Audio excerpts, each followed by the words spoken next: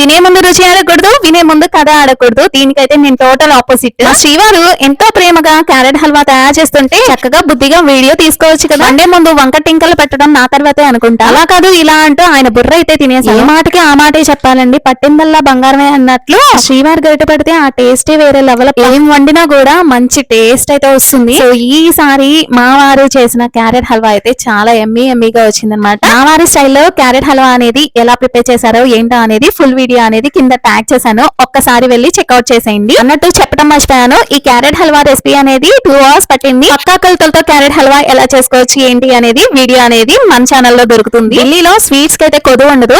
So ఎక్కడ చూసినా ఏ street చూసినా కూడా స్వీట్ షాప్స్ తో మునిగిపోతూ ఉంటుంది. బయట పెట్టేసేసి అమ్మేస్తూ ఉంటారు. ఆ సైడ్ ఏ అకేషన్ లో అయినా ఏ ఫెస్టివల్ కి అయినా సరే స్వీట్స్ ఎక్కువ ప్రిఫర్ చేస్తారు. ఈసారి బయట నుంచి స్వీట్స్ తెచ్చుకోకుండా ఇలా ఇంట్లోనే టేస్టీగా క్యారెట్ హల్వా అయితే ప్రిపేర్ చేసేసాం. మా క్యారెట్ హల్వా నచ్చితే ప్లీజ్ లైక్ అండ్ సబ్స్క్రైబ్ అబ్బా.